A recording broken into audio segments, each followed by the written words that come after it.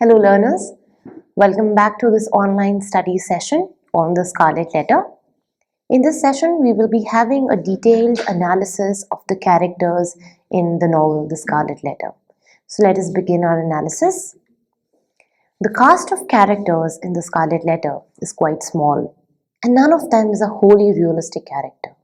The Puritans are portrayed as instances of a single type, not as individuals. Pearl and Chillingworth are developed as much for their symbolic values in relation to Hester and Dimmesdale, respectively, as they are for their own personalities. And even Dimmesdale and Hester are in part subjected to an allegorizing and typifying scheme. Every one of these personages would be out of place in the richly detailed and particularized world of a conventional realistic fiction. As Hawthorne himself described his practice, he kept the lights of his fiction dim, so that these characters would seem lifelike, knowing fully well that in a bright glare they would fade away.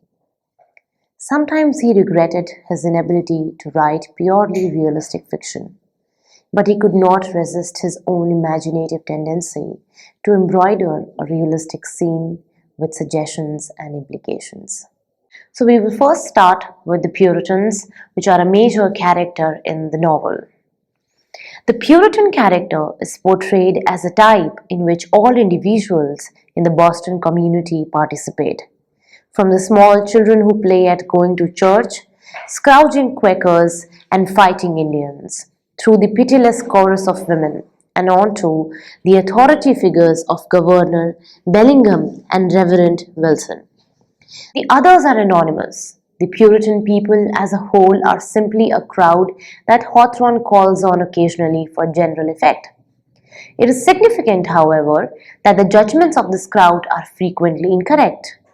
Without directly saying that the rulers are wrong, the narrator can suggest that the elective representatives of people who are frequently mistaken may make mistakes themselves. The rulers are described repeatedly with words like somber, wise, practical, hard-headed, unimaginative, unimpulsive, severe, stern, forceful, ponderous, martial, stately, weighty. They like ceremony, ritual, and shows of power. Towards the end of the book, the narrator describes them as seldom brilliant, but distinguished by a ponderous sobriety rather than activity of intellect. They had fortitude and self-reliance, and in time of difficulty or peril stood up for the welfare of the state like a line of cliffs against a tempestuous tide. Because they were revered authority themselves, these men are dedicated to the welfare of the state. There certainly seems to be a degree of circularity here, the purpose of the state being nothing else than to establish itself. But we need to remember that the Puritan thought of the state not as embodying their own character, but rather as articulating divine laws. In their role as creators and enforcers of the law, they stand for the rulers stand allegorically for law, authority, and power. Since they enforce law through display, they also stand for form and formality, as opposed to content and spontaneity. With respect to their intention, which is to establish an enduring society, the Puritans must be judged successful. They have accomplished so much, the narrator remarks, precisely because they imagined and hoped so little. An important part of their character is their awareness of their own success and their practical knowledge of what it takes to be successful. The Puritans value age and experience. There was no youth culture in early Boston. This preference explains why Hawthorne set his tale among the first generation, which was already mature at the time of the settlement. For this group, the emigration of an unpeopled wilderness removes all impediments to the fullest development of their personal qualities. Anybody who does not fit the mold is punished or expelled. At the beginning of chapter 2, Hawthorne notes their ready reliance on public whippings for any number of reasons.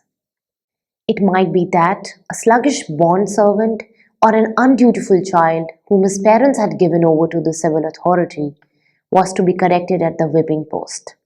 It might be that an Antinomian, a Quaker, or other heterodox religionist was to be scourged out of the town, or an idle and vagrant Indian, whom the white man's firewater had made righteous about the streets, was to be driven with stripes into the shadow of the forest.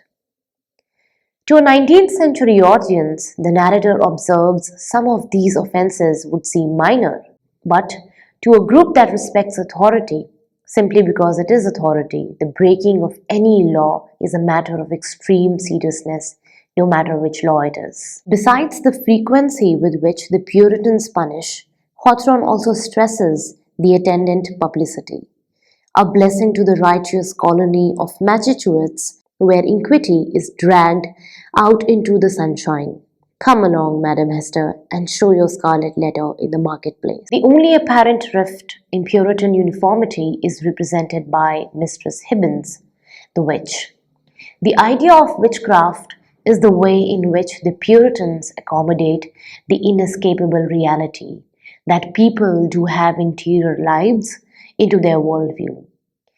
Completely to deny an inescapable reality is to be mad, and the Puritans are anything but. Their solution, and how ingenious it is to define the inner world as the most exterior world of all, as the alien world of the forest, the dark, the black man, the other, something that comes upon them from the outside, and in some of from the outside and tempts them away. The reversal of inside and outside is figured in some of the spatial ambiguities in Hawthorne's imagery. The forest, where the black man lives, seems both to surround and to be surrounded by the settlement. Witchcraft, then, is a concept that the Puritans develop, and in this sense, it is a fantasy, unreal.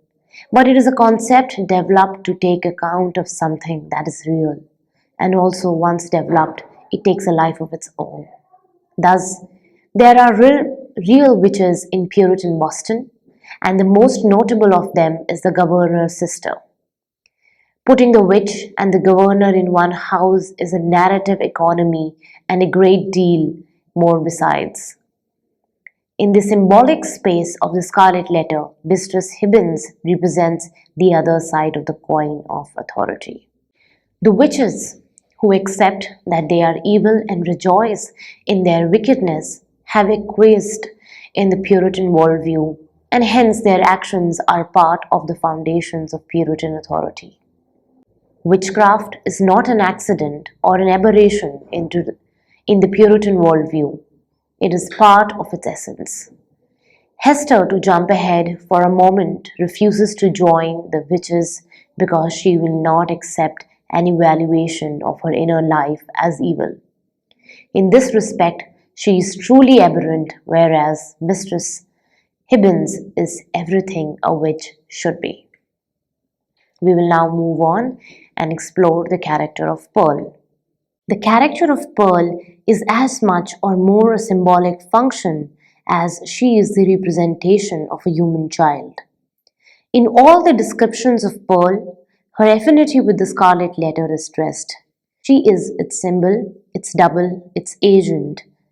It was the Scarlet Letter in another form, the Scarlet Letter endowed with life. Hester carefully dresses Pearl in clothing that mimics the color and embroidery of the letter. This gesture also stresses the way in which the child is her mother's creation. As such, she is both something that the mother produces deliberately and something that reflects the mother despite herself. More particularly, she reflects the mother's deed that gave her life. Her life is never attributed to her father. In one sense, the Puritan sense that is, that deed is equal to a broken law. The child could not be made amenable to rules. In giving her existence, a great law had been broken, and the result was a being whose elements were perhaps beautiful and brilliant, but all in disorder. Hester recognizes in Pearl's character the warfare of her own spirit during the months when she was pregnant. She could recognize her wild, desperate, defiant mood, the flightiness of her temper, and even some of the very cloud shapes of gloom and despondency that had brooded in her heart. In other sense, however, the child's beauty and freedom and imagination and all the other natural qualities that the Puritan system denies. Beautiful, intelligent, perfectly shaped, vigorous, graceful, passionate, imaginative, impulsive, capricious, creative, visionary. These are only a sampling of the adjectives with which she is described, as these are all traits in Hester as well as in Pearl. Such descriptions suggest that Pearl is not an independent character so much as an abstraction of elements of Hester's characters, a kind of double or other self. This means that character analysis of Pearl is really analysis of Hester, and that the child's lawlessness shows how superficial Hester's quiet and subservient public demeanor is. And Hester's great love for the child signifies in part her refusal to disown her sin through a judgment that it was evil. But Pearl is not simply a splitting off and intensifying of some aspect of Hester's character, a way of measuring Hester's attitude quite apart from anything that Hester might intend consciously or unconsciously. Pearl seems to have a special original relation to the letter. She is not only the letter as Hester might conceive it, but its agent in a scheme that is quite independent of her. If in Hester's scheme the child represents elements of defiant and lawless beauty, in the other scheme the child represents a form of consciousness. It is her role to enforce the mother's guilt as well as to represent her rebellion. She does this simply by making it possible for Hester to forget the letter. The letter is the first object that Pearl becomes aware of as a baby, and she keeps the letter firmly to the center of Hester's life by keeping it firmly in her infant regard. We see this role as enforcer of the letter most clearly in the forest scene, the one and only time that Hester throws the letter away. Oblivious to mother's resurgent youth and beauty and happiness, Pearl refuses to join her until the letter is returned to its usual place. Only when she wears the letter is Hester her mother. And this, alas, is a true perception on Pearl's part. Should Hester repudiate the letter, she will repudiate Pearl. Much in the depiction of Pearl is realistic. She is not all symbol and allegory. Hawthorne used his journal entries about his first child, Una, as sources for elements of his depiction of Pearl. Wildness, caprice, imaginativeness are all traits consistent with the nature of a young child who is endowed with energy and creativity and allowed a great deal of freedom. She lacks a reference and adaptation to the world into which she was born, Hester thinks. But kept apart from society as Pearl is, any child would find it difficult to adapt. Much in the depiction of Pearl is realistic. She is not all symbol and allegory. Hawthorne used his journal entries about his first child, Una, as sources for elements of his depiction of Pearl. Wildness, caprice, imaginativeness are all traits consistent with the nature of a young child who is endowed with energy and creativity and allowed a great deal of freedom. She lacks a reference and adaptation to the world into which she was born, Hester thinks. But kept apart from society as Pearl is, any child would find it difficult to adapt. If we could separate Pearl from her symbolic task in the novel, we might take her simply as an unusual, for its time, unidealized, and unsentimental description of a real child. Her reflecting of Hester's moods may have nothing mysterious about it, spending so much time with her mother, being completely dependent on her, and possessing an imaginative nature. Pearl would naturally keenly attuned to Hester, even more than the preoccupied mother might be herself. Pearl's extreme restlessness during the last scene in the marketplace, the narrator says, was played upon and vibrated with her mother's disquietude. However realistic she may be, there is no mistaking that at the end of the book, when she kisses her father, Pearl becomes fully human for the first time. A spell was broken.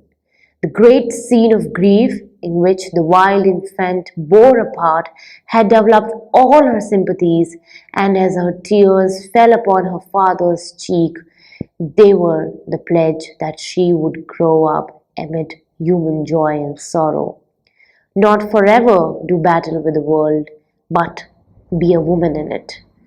Towards her mother, too, Pearl's errand as a messenger of anguish was all fulfilled. So, Pearl has been the letter's messenger, its angel in the world's original sense, and the letter's incarnation. And she has also been its victim. Her victimization has consisted in being denied a reality of her own. At the very moment when she becomes real, nevertheless, when her errand towards Hester is fulfilled, she ceases to be a character in the story.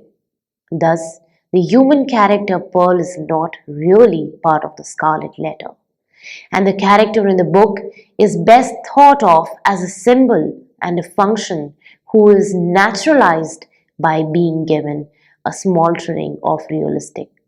Hawthorne's choice of humanizing event for Pearl should not go unremarked, however. She is initiated into humanity by participating in a great scene of grief, whose result is both to learn who her father is, a question curiously that she has never asked in many words, and to lose him.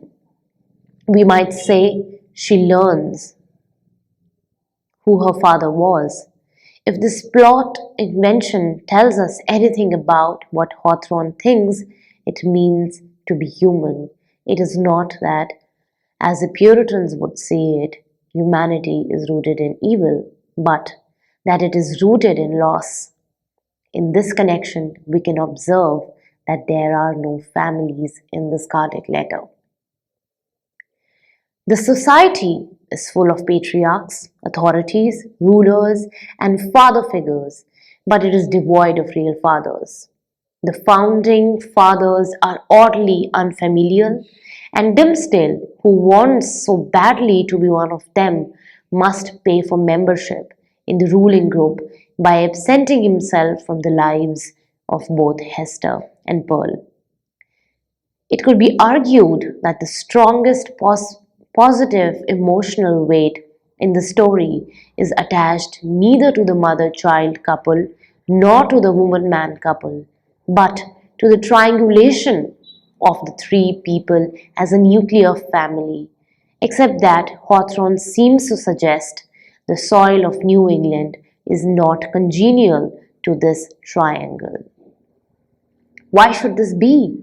Because the idealized loving family cannot exist in a society where people are merely subjects for authority.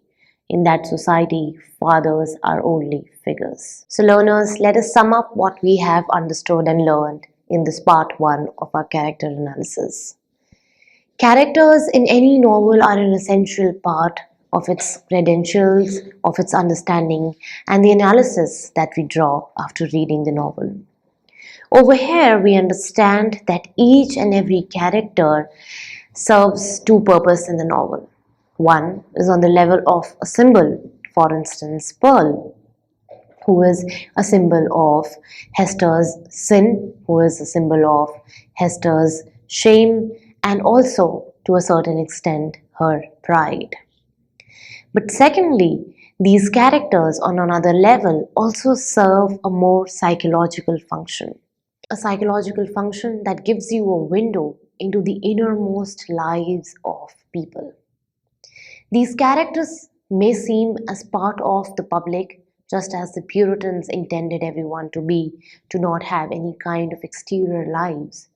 But if you look deeply, Hawthorne has very beautifully and intelligently intertwined the realistic and the psychological elements of each and every character. These characters, they function on two levels. One, on the realistic level, wherein their exterior actions, their motives, their words are displayed to us.